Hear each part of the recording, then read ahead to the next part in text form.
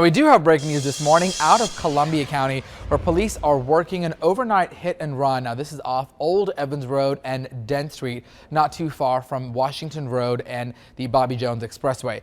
Columbia County says it happened around 3:30 this morning. One person was taken to the hospital. Police are possibly looking for a white Jeep Cherokee that may be involved in this morning's hit and run. Crews say they were on the scene for a few hours. We are still waiting to get more details about the victim's identity and the victim's condition. And of course, we'll bring you more updates as we get that into our newsroom. And now to news that is developing across America this morning. We are learning more details about the victims in yesterday's deadly plane crash at San Francisco International Airport. Now, this morning we know that the two victims were 16-year-old girls from China who were killed in that crash. Now, this crash happened at 2:30 yesterday afternoon Eastern Time. We've also learned that more than 25 students were on board that flight. There were Chinese middle school students who were traveling for a summer camp. The Asiana Airlines flight appeared to be on track for a routine landing at San Francisco International Airport, but in the final moments, something went terribly wrong. Karen Kafa has the latest details. Harrowing accounts from survivors of Asiana Flight 214 after a crash landing at San Francisco International Airport. The moment it touched the runway, there was bang. We were going back up. I thought maybe we'd go back up and start flying again, trying to improvise another landing. But we went back down again. So it was, as I say, it felt like slow motion. All of a sudden, the engine was off.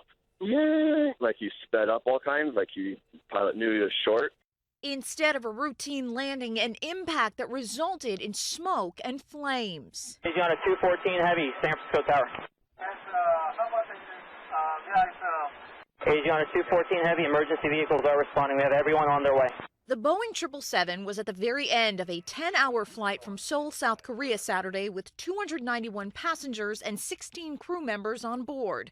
All have been accounted for. It is incredible that we have and very lucky that we have so many survivors. 9 Bay Area hospitals treated 182 passengers and crew. By Saturday evening, some were headed home. Others still being treated for burns, bruises, fractures, and other trauma. Some of them are in shock. Some are very tearful. Some look stunned. The investigation continues. In addition to an NTSB team from the nation's capital, South Korea will also send representatives to San Francisco. U.S. officials said there were no signs of terrorism. In Washington, I'm Karen Kafa. 9 Bay Area hospitals treated more than 180 passengers injured in that crash. They are still in the hospital this morning, many of them. Now, that crash has caused problems for travelers around the world, especially on the West Coast. The airport was shut down for several hours yesterday, but it has since reopened. Now, many passengers say their bags did not arrive in San Francisco. And of course, we'll bring you more updates on this developing story. Several incidents over the last couple of months here locally have raised debate on whether downtown Augusta is safe or not, after two people were brutally beaten on the Riverwalk and a video of a large fight that went viral. A lot of patrols have been going on in the downtown district. Last year, of course, we had 6 people shot after a First Friday event. But it's not just downtown that's getting all the attention. One local organization has joined the Sheriff's Office effort to step up patrol. That group, Augusta Crime Stoppers. It says crime extends beyond the downtown area, and that's why they have this task force to prevent it. Tyrone McCoy has details in this morning's big story. Since 2010, Augusta Crime Stoppers say they've done just that, helped stop crime in Augusta, Richmond County. Though the group did play a role in catching one of the suspects who attacked the man on the Riverwalk, the group's director, Griffin, says crime in Augusta is bigger than the Riverwalk and the downtown areas. There's approximately 120 gangs in Augusta. We brought the gang problem to the attention of the authorities back in 2010. They then drafted a plan to eliminate some of those gangs, but Griffin says now Augusta is home to larger national gangs. Now, national franchise gangs are setting up here. We've got the Bloods and the Crips and other gangs right here in Augusta. Griffin says gangs aren't the only dangers on the streets of Augusta right now. He says there's millions of dollars of counterfeit money floating around the flea markets, and you could find danger in something as simple as an empty bottle. If you're walking down the street and you see a Gatorade bottle that has a bright orange residue in the bottom of it, don't pick it up. It may explode in your hand and it could cost 2 or 3 fingers. Griffin says the bottle could contain a mobile meth lab, but by compiling a task force of approximately 600 people, Griffin says Augusta Crime Stoppers can be the additional eyes and hands for the safety of the people in Augusta, Richmond County. What we do is we go through the whole area and we look for and actively recruit people in every part of our community.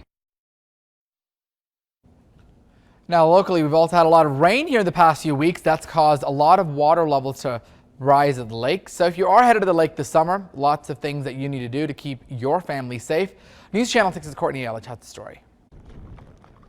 It's been an extremely wet summer. In fact, the CSRA saw the most rain in June since the records book began 140 years ago.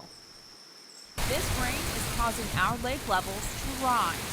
We are over 2 feet over full pool. We're at 332 feet mean sea level, so we're 2 feet over full pool right now. Westerberg says high water can conceal objects, have more debris, and create dangerous currents. We always encourage parents, of course, to watch their children. We encourage swimming with a buddy.